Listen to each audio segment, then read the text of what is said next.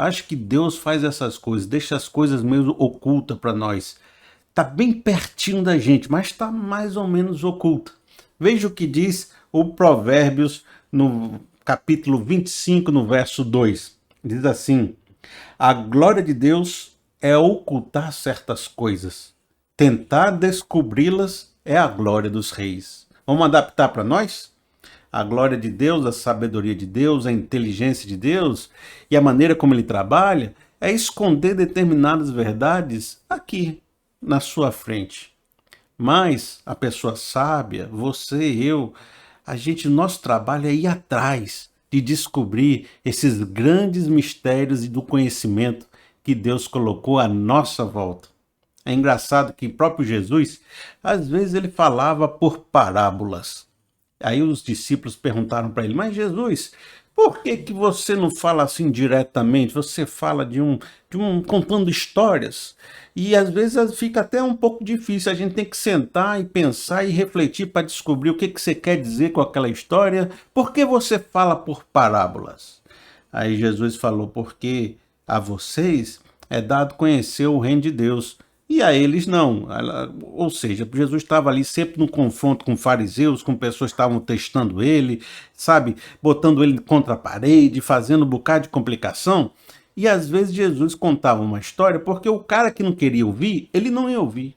O cara que não estava com o coração aberto não ia entender. Ele ia acabar ouvindo a história não entendendo o que estava falando dele. Mas os discípulos, aqueles que se dedicassem, abrissem o olho um pouquinho, iam perceber a grande sabedoria da parábola e ia dizer: ah, rapaz, eu sei de quem Jesus está falando. Ele ocultava um conhecimento da frente das pessoas inexperientes, zombadores, que não queriam entender nada. Mas quem era do reino, quem estava prestando atenção, quem estava com dedicação, entendia muito bem o que Jesus queria dizer. Deus faz algumas coisas assim. Ele oculta certas coisas. A nossa tarefa é investigar, observar e tentar descobri-las. Você já passou um período muito tempo assim, correndo atrás de um conhecimento e depois de um tempo descobriu ele, que percebeu ele, viu que estava sempre na sua frente e que bastava um pouquinho mais de percepção para você entendê-lo? Estava ali, era fácil. Bastava um pouco de dedicação. Eu quero ler um texto de Provérbios com você para a gente aprofundar ainda mais essa questão. Vejam só o que diz Provérbios 1, no verso 20. A sabedoria clama em voz alta nas ruas, ergue a voz nas praças públicas. Aí vamos lá para o capítulo 8, no verso 2, que diz assim: nos lugares altos, junto ao caminho, nos cruzamentos ela se coloca. Ao lado das portas, a entrada da cidade, portas adentro. Eu estou falando aqui, eu botei dois versículos nesse ponto para você mostrar que há uma ideia de que em qualquer lugar, em qualquer ponto, em qualquer casa, em qualquer praça, em qualquer rua, a sabedoria está em volta de nós, rondando a gente em todos os lugares. Nas esquinas das ruas barulhentas ela clama. Nas portas da cidade faz o seu discurso. Até quando vocês inexperientes irão contentar-se com a sua inexperiência? Vocês zombadores, até quando terão prazer na zombaria? E vocês tolos, até quando desprezarão o conhecimento? Se acatarem a minha repreensão, eu lhes darei um espírito de sabedoria e lhes revelarei os meus pensamentos. O que nós lemos agora é de que à nossa volta, em todos os lugares, nas ruas, nas praças, nas casas, nas vielas, em todos os lugares, nos cruzamentos, a sabedoria se posiciona e diz: olhe para mim, eu estou nessa praça, eu estou nesse discurso, eu estou nessa casa, eu estou naquela pessoa, eu estou à sua volta em todos os momentos e em todos os lugares. Eu estou clamando para você, me olhe, me escute, me perceba. Então, à volta de nós existe uma sabedoria que muitas vezes é invisível. Está à nossa volta, mas as pessoas não estão percebendo ela. Está ali, mas de uma certa forma está oculta para os inexperientes, para os zombadores, para aqueles que não querem pensar sobre isso, para aqueles que não querem perceber. São pessoas que têm olhos, mas não estão conseguindo enxergar, que têm ouvidos, mas não estão escutando os discursos, que eles têm mente, mas não estão exercitando a sua mente como quem tem músculo e não está exercitando o seu músculo. Isso porque muita gente acha que gastar tempo pensando, observando, refletindo, olhando a vida, procurando conhecimento é uma perda de tempo. As pessoas não dizem isso, mas elas agem dessa forma, elas se comportam dessa forma.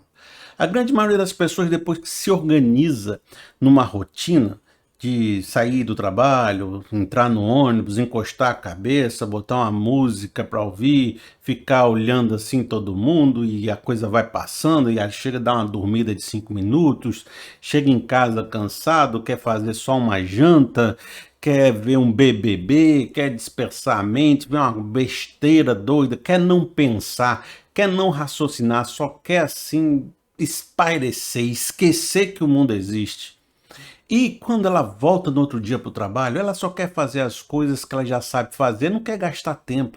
Não quer gastar tempo procurando uma rotina nova, uma fórmula nova, uma percepção nova. Ela quer dizer o seguinte: o que eu tenho que fazer? É pegar isso daqui? É entregar aquilo ali? É escrever esse documento? Pois me dê, vamos resolver logo. Rapaz, faz o negócio desandar aí. Não fica travando a coisa não.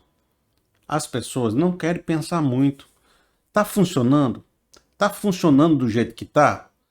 Por que vai mexer? Por que pensar? Porque sabia que quando você estuda administração de empresas, eu estudei um pouco, eu fiz até uma faculdade, não terminei a faculdade de administração, mas eu fiz bons semestres. E tinha uma cadeira lá que falava sobre as pessoas tentarem fazer uma mudança na cultura organizacional, na cultura da empresa, implementar novos métodos. E grande parte da cadeira, da informação, do conhecimento que o professor passava para a gente, era tentando lidar com as pessoas que não iam querer essa mudança. Eram os resistentes, a resistência à mudança. Você chega com um plano, com um método, com algo bacana para transformar a empresa, a grande maioria dos funcionários não quer saber, não quer se envolver, tem má vontade, e aí você vai ter que lidar com isso. Por quê? Está funcionando? Por que vai mexer? Vamos fazer do jeito que sempre foi. Não precisamos pensar em algo novo, nem perceber algo novo. Faz aí do jeito que é para fazer. A rotina, a vida, faz a gente andar pelas cidades e não perceber a sabedoria da cidade. Faz a gente andar pelas ruas e não perceber a sabedoria clamando. Faz a gente ouvir os discursos e não mudar nada na nossa vida. Faz a gente escutar e não ouvir, ver e não enxergar, pensar e não chegar numa sabedoria. É muito fácil passar pela vida sem raciocinar por ela, sem pensar em algo, sem refletir, sem atingir a sabedoria.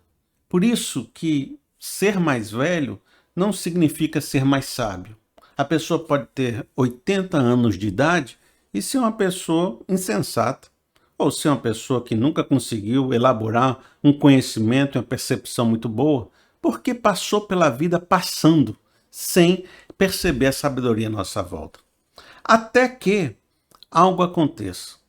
Talvez você consiga viver pela vida apenas seguindo a rotina, sem adquirir a experiência, por muitos e muitos anos, até que algo aconteça. E eu vou ler com você o que diz Provérbios 1, no verso 22. Até quando vocês inexperientes irão contentar-se com a sua inexperiência? Então aqui ele está dizendo de uma pessoa que se demora sem perceber a sabedoria. Passa muito tempo da sua vida sem ganhar experiência. Até quando vocês vão ficar nesse limbo, vivendo esse fluxo da rotina sem alcançar uma sabedoria? Vocês zombadores, até quando terão prazer na zombaria? E vocês tolos, até quando desprezarão o conhecimento? Aí ele vai responder agora, certo? Verso 27. Quando aquilo que temem abater-se sobre vocês como uma tempestade, quando a desgraça os atingir como vendaval, quando a angústia e a dor os dominarem. Vocês então me chamarão, mas não responderei. Procurarão por mim, mas não me encontrarão, visto que desprezam o conhecimento e recusam o temor do Senhor. Até quando o inexperiente vai ficar sem buscar sabedoria? Até o momento onde as coisas que ele achava que sempre funcionaram não vão funcionar mais. Aquilo que ele achava que era uma segurança eterna se quebrar e ele chegar a dizer: o meu mundo caiu. Eu estava vivendo muito bem, de repente meu mundo caiu. Aquilo que eu temia aconteceu. Quando seu mundo cai, o que ele quer dizer com isso? Uma vez que o mundo continua existindo. Quando você diz meu mundo cai, é a minha rotina, a minha maneira de viver a vida, as pessoas que eu conheço, a forma que eu fazia para ganhar dinheiro, para me alimentar, para dormir, para amar, para viver, para morar. Tudo isso faz parte do meu mundo, da minha rotina, que eu já conhecia. Não precisava pensar muito sobre isso, nem pensei em como deixar minha vida mais segura, mais protegida, ou construir recursos que me fizessem ter uma durabilidade naquilo que eu gostaria de viver. Porque eu não busquei sabedoria, quando veio os momentos mais difíceis, eu me quebrei todinho. E aí, vou me arrepender, porque não busquei, vou ficar chateado, vou dizer: rapaz, quando eu precisava ter buscado, quando eu precisava ter um conhecimento, quando eu precisava ter uma experiência, eu não tive, e aí eu não construí aquilo que eu deveria ter construído, e agora estou vivendo uma vida amarga, uma vida destrutiva. Gente, quando você chega num certo ponto da vida, onde tudo já foi por água abaixo, onde seu mundo ruiu, onde seus principais recursos foram destruídos, o seu amor foi destruído, o seu casamento foi destruído, as relações com seus filhos foram destruídos. Se você chegar nesse ponto da sua vida e que você começar a pensar: eu fui inexperiente, eu fui uma pessoa que não pensei direito, não tomei as melhores decisões, agora eu vou procurar ouvir a sabedoria. Ainda que você faça isso, o caldo já entornou, a sua vida já foi destruída, os arrependimentos já são grandes, e você vai olhar para trás e falar como algumas pessoas às vezes falam comigo, dizendo: ah, se eu tivesse tido esse conhecimento há 15 anos atrás. Ah, se eu tivesse lidado com meu casamento naquela época dessa forma. Ah, se eu tivesse escolhido a melhor forma de viver, ou me crescer, ou me desenvolver há 20 anos atrás. O problema de você adquirir sabedoria só depois que o caldo entornou é que você vai levar uma bagagem de destruição junto com você. Por isso, é bom você prestar atenção na sabedoria que clama nas ruas antes que venha aquilo que você teme, bagunce toda a sua vida e você fique triste, chateado, angustiado, porque no tempo da oportunidade você não ouviu a sabedoria clamando nas ruas. Essa é uma fotografia. É uma fotografia que a gente tem de uma pessoa que estava tão vivendo no automático que não percebeu, não cresceu, não desenvolveu o seu conhecimento, não se tornou uma pessoa sábia. E nos momentos mais difíceis na vida, quando ela botar tudo por água abaixo, ela vai ter sentido falta de ter construído uma vida com uma grande sabedoria. A outra fotografia que eu tenho para você é uma pessoa ao contrário dessa. Ele andou pela vida pela mesma praça da outra. Andou pela mesma rua que a outra pessoa andou. Ouviu os mesmos discursos que a outra pessoa ouviu. Só que em vez de ignorar o clamor da sabedoria e a percepção de que ela está à nossa volta, ele viu a beleza do mundo, a beleza de tudo que foi criado, a beleza de Deus, a beleza dos conhecimentos. E ele começou a perceber a vida e começou a perceber a sabedoria à sua volta, a escutar esse clamor da sabedoria e viu que o mundo tinha uma lógica. O mundo era organizado em cima de uma lógica, de um ciclo, de um conhecimento. O mundo é uma espécie de relógio. Ele tem ciclos. As pessoas nascem, crescem, se alimentam, se desenvolvem, reproduzem, envelhecem, morrem. Mas isso se repete diversas vezes. Isso é um ciclo. Há uma sabedoria aqui. E como é que eu posso observar outras tantas sabedorias à nossa volta? Com o tempo, ele vai percebendo que a vida não é um jogo aleatório de dados, que ela não é uma confusão que surgiu do nada e não tem lógica nenhuma. Ela tem uma sabedoria. E o fato dele perceber a vida e não viver no automático faz ele começar a elaborar conceitos, entendimentos que podem lhe beneficiar na vida. Vejam só o que diz Eclesiastes no capítulo 1, no verso de 4 a 9. Gerações vêm e gerações vão, mas a terra permanece para sempre. O sol se levanta e o sol se põe, e depressa volta ao lugar de onde se levantava. O vento sopra para o sul e vira para o norte. Dá voltas e mais voltas, seguindo sempre o seu curso.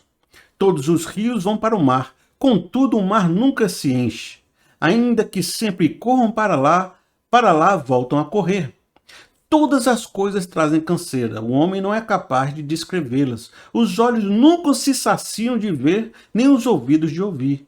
O que foi tornará a ser, e o que foi feito se fará novamente. Não há nada de novo debaixo do sol. Olha, o candidato a sábio que passou a observar a vida, ele vai entender essa lógica. Há um ciclo. O sol se levanta todo dia e há uma sabedoria nisso. Eu estou aqui todo dia vendo o sol nascer e o sol se pôr, mas nunca prestei atenção. Mas agora estou prestando atenção que há uma sabedoria nesse conhecimento do sol que se repete os dias que se repetem. Os rios, que eu sempre pesquei, eu estou observando que eles sempre vão para o mar, mas o mar sempre mantém um nível. O que isso quer dizer? O que isso significa? Por que essa água sempre surge daqui e vai para lá? E por que isso acontece hoje e acontece há muitos anos atrás? Quando observamos a vida com atenção, a tendência é que a gente vai começando a entender questões, percepções, conhecimentos, que eles vão sendo aglutinados ao ponto de começar a fazer sentido tudo que você está ouvindo e perceber que todas as coisas são conectadas. E aquilo que alguém faz ali influencia na minha vida aqui. E algo que eu faço aqui influencia lá. E ações vão ter consequências. E histórias que se repetem me ensinam que se eu tiver uma atitude hoje, amanhã eu vou ter a mesma consequência do que aquela pessoa que já fez aquela história no passado, porque não há nada novo. O que se foi feito se retorna a ser feito. Eu vou te dar uma percepção sobre um exemplo, uma perspectiva de como a gente pode entender a observação de ciclos. Vamos supor um dia que o candidato a sábio estava querendo se alimentar, comer, e ele procurou um restaurante, né? Ele procurou um supermercado, ele procurou uma comida na geladeira. Ao fazer aquilo, ele começou a perceber aquela sabedoria, aquela inteligência, a beleza do que ele estava fazendo. Como assim, Felipe? Ele percebeu, olha, para mim comer, eu precisei comprar essa comida. Então eu precisei ter dinheiro. E como é que eu fiz para ter dinheiro? Para ter dinheiro eu precisei trabalhar. E para trabalhar eu precisei ir no mercado e conseguir algum lugar que precisasse dos meus serviços. Ora, mas para mim ter algum lugar que precise do meu serviço, eu preciso ter uma capacitação. E a capacitação vem de um estudo, de uma faculdade, de um curso, de um mentor, de um professor. Então eu passei boa parte da minha vida tendo que estudar. E onde eu estudei? Que momento, que dia, que época eu estudei? Quando eu era criança, meu pai me levou para o colégio e assim eu fui até chegar no ponto onde eu entrei no mercado profissional. Então eu tive que frequentar estruturas de ensino que tem toda uma regularidade, uma cadeira, um currículo que eu tive que seguir para fazer. Poxa, só para mim conseguir comer uma maçã na geladeira, eu precisei fazer todo um ciclo de vida desde que eu era criança até ter a condição de comprar e ter dinheiro e colocar essa maçã à minha disposição naquele momento para sanar minha fome. Mas aí você começa a raciocinar mais, porque você, o candidato a sábio, ele não consegue ficar quieto. Ele percebe a beleza em todas as coisas. Ele começa a pensar, mas de onde veio essa maçã? O dinheiro para comprar ela e o supermercado eu conheço. Mas como ela chegou no supermercado? Olha, teve que ter um produtor em algum lugar que tem um solo específico para plantar maçã. Ele foi, plantou, cuidou, regou, na estação apropriada, aquela maçã surgiu, deu fruto. Teve um período onde então as pessoas coletaram esses frutos, embalaram, empacotaram e levaram para alguns caminhões de distribuição, que rodaram o Brasil e chegaram num outro centro de distribuição. E nisso houve uma coleta de impostos e pagamentos de intermediários que depois levaram isso até a sede do supermercado. E ali o supermercado colocou na gôndola, no local, e fez a sua promoção, seu encarte para vender o seu produto. Nossa, para me comer uma maçã, eu precisei girar, sabe, vários estados, vários países, vários produtores, para que ela pudesse chegar ali no supermercado e eu pudesse comprar ela. Aí você, o sábio, o candidato a sábio, ele não para por aí, ele começa a pensar, mas o que é esse valor da maçã? Por que ela custa R$ 5, R$ 2, R$ 3? E por que aquela outra maçã diferenciada custa 10? E por que aquela outra pequenininha, aquela outra grande? E como é que eles determinam esse valor? Aliás, o que é o dinheiro? O que é a oferta? O que é a demanda? O que é imposto? Por que essas coisas estão colocadas nessa sociedade? De onde veio esse conhecimento? O que é o sistema financeiro? Quem determina o meu salário? O que é um salário mínimo? Aí, quando você percebe, vê que há vários ciclos envolvidos no processo de comprar uma única maçã, inclusive o ciclo familiar. Às vezes a sua mãe e seu pai passaram anos te sustentando para que você chegasse nesse ponto, e agora você, como adulto, vai passar um bom tempo sustentando seus filhos. Um ciclo de cuidado familiar. Olha só, família, financeiro, produção, educação, trabalho. Quantos ciclos envolvidos existem na compra de uma maçã? E quanto mais você observa, mais você vê que há uma inteligência por trás de todas as coisas. Seja a própria consistência e existência de uma maçã, seja todos os processos criados pela sociedade que estão à sua volta. E nessa hora você faz uma indagação. Por que uma pessoa, ao observar os processos da vida, se depara com uma sabedoria, e outra, por viver a sua vida no automático, não adquire esse conhecimento? Porque poderia acontecer de eu ficar aqui procurando, pensando, indo atrás, lendo livro e tentando crescer, e vivesse extremamente igual a que não fizesse nada disso, nem adquirisse muito mais conhecimento que ela, de maneira que isso não tivesse um valor e não produzisse nada. Não, mas eu percebo que, uma vez que a gente se empenha em buscar e observar essa vida, existe um aumento da inteligência e do conhecimento. De onde vem essa inteligência? De onde vem esse conhecimento? Por que ao observar a vida, eu adquiro mais conhecimento? Aí, isso aqui é muito profundo e parece até que eu estou falando algo óbvio. É óbvio porque a gente passa pela vida sem prestar atenção nisso, mas nesse momento eu queria que você ampliasse a sua percepção, o seu foco aqui em mim, porque esse conhecimento agora é um conhecimento profundo, certo? Preste atenção. Provérbios 8, 27 vai falar de um momento como se fosse a própria criação do mundo. E observe que a Bíblia tem alguns momentos que ela repete um pouco sobre essa estrutura de formação do mundo. No Gênesis tem uma visão, em alguns textos do Novo Testamento há uma repetição dessa visão, mas aqui ele está olhando pela ótica da sabedoria do construtor. A sabedoria é algo que estava presente com Deus e fazia parte daquilo que ele usava para construir cada bloco de estrutura desse universo. Preste atenção nisso, olha. No verso 27 diz assim: quando ele estabeleceu os céus, lá estava eu. Quando traçou o horizonte sobre a superfície do abismo, quando colocou as nuvens em cima e estabeleceu as fontes do abismo, quando determinou as fronteiras do mar para que as águas não violassem as suas ordens, quando marcou os limites dos alicerces da terra. Eu estava a seu lado e era o seu arquiteto. Aqui é uma poesia, é uma sabedoria que está falando de onde surge a sabedoria, de onde surge o conhecimento. Ela surge no próprio Deus, que ao olhar a criação desse Deus, nós percebemos a inteligência dele em todas as coisas. Tudo que foi criado reflete a glória de Deus. Tudo que foi criado reflete a sua inteligência. A gente não está num jogo de aleatoriedade, de que tudo surgiu do caos. Não. No meio do caos, Deus promoveu a ordem. E a ordem é carregada da inteligência de Deus na sua construção. Quando observamos os ciclos, a história, a natureza, tudo que há à nossa volta, tudo que acontece, toda a fundação da história do mundo, percebemos que ali existe muita inteligência. Quando você percebe todo o ciclo de um passarinho, de uma formiga, de uma comida, de um fluxo de pessoas, de uma correnteza, você percebe, cara, há uma beleza cósmica aqui.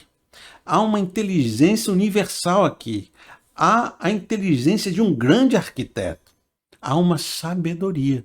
E quanto mais eu observo a estrutura do universo e da vida, tanto mais eu sou carregado mentalmente dessa sabedoria e dessa inteligência. E quanto mais eu aprendo dessa inteligência, mais ela penetra em mim como algo que vai me tornar semelhante ao construtor que construiu todas as coisas. Nossa, se eu percebi como Deus construiu todas as coisas, eu posso usar esse mesmo conhecimento para construir minha vida com a mesma inteligência de Deus. Então, se Deus é o grande arquiteto e construiu tudo com muita inteligência e eu aprendi dessa inteligência, segue-se que agora eu vou pegar essa inteligência e vou usar na minha vida para construir minha vida da melhor forma possível, porque eu estou usando a inteligência de Deus. Gente, isso é muito profundo. Eu vou te mostrar como isso vai se manifestar na nossa vida prática. Olha só o que diz aqui Provérbios 24, 3. Com sabedoria se constrói a casa, e com discernimento se consolida. Pelo conhecimento os seus cômodos se enchem do que é precioso e agradável. Amigo, preste atenção. Deus construiu essa casa, esse universo, com a sabedoria, a inteligência dele. Eu aprendi dessa sabedoria a observar a vida e o mundo e percebê-la e escutá-la nos cantos. Agora, o que eu vou fazer com essa sabedoria? Olha só o que ele está dizendo. Com a sabedoria se constrói a casa. E com discernimento se consolida e enche os seus cômodos. Então eu peguei essa sabedoria que construiu o universo, aprendi dela, essa inteligência de Deus, e agora estou aplicando na minha própria vida, construindo a minha casa, os meus cômodos, né, e meu discernimento e a minha prosperidade. De tal forma que se eu usar a mesma sabedoria que Deus usou na minha vida, eu vou ter o mesmo sucesso que Deus teria quando construiu o universo. Eu vou ter a mesma ordem, a mesma capacidade de produzir frutos, de fazer sistemas maravilhosos, de ganhar prosperidade. E é isso que diz Provérbios 14, 24, que diz assim: a riqueza dos sábios é a sua coroa, mas a insensatez dos tolos produz apenas insensatez. Olha só que profundo. A gente passa por esses versos bíblicos sem perceber a sua profundidade. Aquele que não adquiriu a sabedoria da ordem fundamental de todas as coisas do universo, que é a sabedoria de Deus, ele vai produzir apenas insensatez, porque não tem a inteligência fundamental. Aquilo que ele fizer não é produtivo, não é consolidado, não é eterno, não é longo. Mas quem usa a sabedoria da organização fundamental do universo, esse é coroado com riqueza. E a riqueza, a prosperidade, a gente deve entender muito mais do que dinheiro, mas como uma vida boa, uma vida plena. Muitas coisas são citadas com provérbios sobre a consequência de você usar a sabedoria. Olha só o que diz. Diz sobre livramento, segurança, proteção contra o mal, boa reputação, honra, o favor das pessoas, a prolongação da vida, a prosperidade, o sustento, a paz. Quanta gente precisa de paz. E quanta gente tem construído a vida com a insensatez e tem experimentado falta de paz.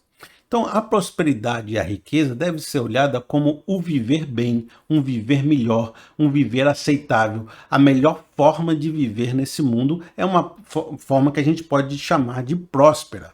E há uma coroa no sábio. Há um reconhecimento, quando você percebe a vida dele, de que ele atingiu esse status, de que ele conseguiu sabedoria, porque a sua vida testemunha A coroa demonstra que ele alcançou o resultado da sabedoria. De maneira que quando a pessoa fala muito, mas não tem algo para mostrar, essa pessoa não é sábia. Porque uma pessoa sábia de verdade consegue resultados práticos em sua vida que demonstram a sua sabedoria. Vejam só o que diz Provérbios 3, no verso 16. Na mão direita, a sabedoria lhe garante vida longa. Na mão esquerda, riquezas e honra. Mas não para aí. Preste atenção. Se você adquire esse conhecimento, se você adquire essa sabedoria, que produz um viver melhor na sua vida, um viver próspero, significa então que você aprendeu como os sistemas, os ciclos, as organizações, a ordem do mundo funciona e como aplicar isso na sua vida. Isso significa que você se tornou alguém capaz de gerenciar melhor as estruturas da vida. Você se tornou um gestor, alguém que tem uma visão estratégica, uma visão ampla de todos os sistemas que envolvem a organização. Por isso, algo muito forte que você deve entender, que a pessoa que adquire sabedoria é colocada em posições de gestão, administração e liderança. Preste atenção nesse texto bíblico. Provérbios 8, no verso 14, diz assim: Meu é o conselho sensato, a mim pertence o entendimento e o poder. Por meu intermédio os reis governam, e as autoridades exercem justiça. Também, por meu intermédio, governam os nobres, todos os juízes da terra. Veja, isso pode ser reconhecido muito forte na vida de José. José, naquele momento com o faraó, que ele revelou o sonho do faraó, os 7 anos das vacas gordas e os 7 anos das vacas magras, ele foi chamado pelo faraó de um homem criterioso e sábio. A sua sabedoria estava em revelações, é verdade, mas não só isso, porque ele criou um sistema de armazenagem de alimento, que isso já é uma sabedoria, você armazenar para o futuro, vários provérbios falam disso. Para isso ele precisou criar celeiros, criar um sistema de arrecadação, plantação, produção. Não é só querer armazenar, você precisa produzir e armazenar, né? Uma técnica toda para isso acontecer. E nos 7 anos de vacas magras, ele criou um sistema de distribuição desse material, mas não fazia isso de graça. E aí, olha a inteligência do rapaz. Ele cobrava um pedaço da terra das pessoas que precisavam do alimento. Então o cara vinha da sua terra distante, queria alimento. Aí o José negociava e ganhava parte da propriedade da pessoa que estava comprando o alimento. E para a pessoa continuar produzindo lá, ela tinha que pagar um imposto, que eram novos alimentos. Vejam só. Então, o José dava alimento, ganhava a posse da terra e começava a receber um fluxo de alimentos vindo daquela terra que ia reencher os celeiros que estavam sendo esvaziados. Então José criou um sistema de produção de alimentos, armazenamento e cíclico. Então, a todo momento, os armazéns do Egito estavam sendo preenchidos novamente com os impostos que vinham de todas as terras que José estava ganhando para o faraó. Não é só revelar um sonho. O sábio entende de gerenciamento, de governo, de sistema, de liderança, de fluxos, de alimentação, de alimentar multidões. O sábio entende dos processos. Ele tem uma visão ampla, geral, estratégica, visionária.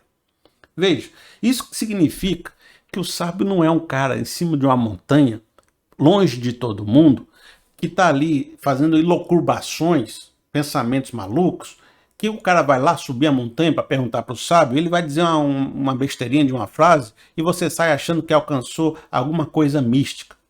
O sábio, ele gerencia organizações, gerencia empresas, gerencia casas, gerencia vida. Ele é plantado na sociedade, ele está ali no meio dos processos. O sábio não é alguém ausente, longe, maluco, juntando conspiração A com conspiração B para dizer que algo tremendo vai acontecer e ficar maluco. Não, o sábio ele está ali gerenciando vidas, ele tem uma coroa para demonstrar o resultado daquilo que ele faz. Por isso, um sábio de verdade demonstra pelas suas ações, pela sua posição, pelas suas decisões, aquilo que ele tem, aquilo que ele é. E nesse sentido, é importante você perceber que há uma grande diferença entre um sábio, que tem uma visão estratégica, geral, ampla, e um especialista, que é focado em resolver uma tarefa, uma atividade ou uma habilidade. E é muito importante você entender isso, porque as duas coisas são boas. Alguém que é especialista em algo e muito forte, e aprendeu muito, e é top nessa área, ele é muito importante para resolver milhares de coisas na sociedade. No entanto, ele não é um sábio.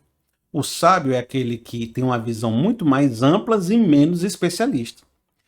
Vejam só que, quando eu desenvolvi o conceito de valor, eu falei sobre a grande necessidade de você ser bom em algo, ter um valor, que possa ser uma resposta a uma necessidade da vida. Porque senão ninguém vai chamar você para ser contratado, ninguém vai precisar de você. Então você precisa ter algo que responda a uma necessidade, um valor. E para isso, eu falei naquela aula que você precisava desenvolver uma habilidade que fosse maior do que uma zona comum de pessoas. Então, eu usei até esse gráfico aqui, que mostrava um processo de adquirir essa especialização. É você conseguir mentores, referências, você praticar e você ter o feedback. E fazer isso durante muito tempo. Então, o especialista ele se concentra em aprender uma habilidade. E essa habilidade é fantástica para conseguir posicionamentos sociais, dinheiro, recursos, para as pessoas te reconhecerem, te chamarem, para você se envolver em projetos. Então, é muito bom. Só que o que eu estou falando com você agora, que é esse mundo da sabedoria, assim, não é focado em aprender uma habilidade ao extremo, em conseguir essa habilidade se destaque a ponto de você ter um diferencial, seu top dos tops naquilo. Não. A sabedoria envolve um conhecimento geral sobre vários assuntos diferentes, vários ciclos e como eles se comportam e se interagem entre si. É outro tipo de conhecimento tão importante quanto aquele especialista. Para ser sábio, é preciso fazer perguntas com honestidade, ouvindo a resposta sem tentar encaixotar tudo como um prego. É pesquisar com sinceridade. É questionar suas próprias verdades, é fugir de radicalismos e tentar entender o sistema. E entender que o sistema existe porque há uma inteligência nesse sistema. E sair da defesa de um ponto para entender os diversos pontos e como eles interagem. Vejam só um texto bíblico sobre a perspectiva de como Salomão era sábio. 1 Reis 4, no verso 29. Deus deu a Salomão sabedoria, discernimento extraordinário e uma abrangência de conhecimento tão imensurável quanto a areia do mar. Descreveu as plantas, desde o cedro do Líbano até o risopo que brota nos muros. Também discorreu sobre os quadrúpedes e aves, os animais que se movem rente ao chão e os peixes. E aqui o texto está dizendo que Salomão tinha um conhecimento amplo, diverso, multidisciplinar. Falava de animais até insetos, até árvores, até todo tipo de coisa.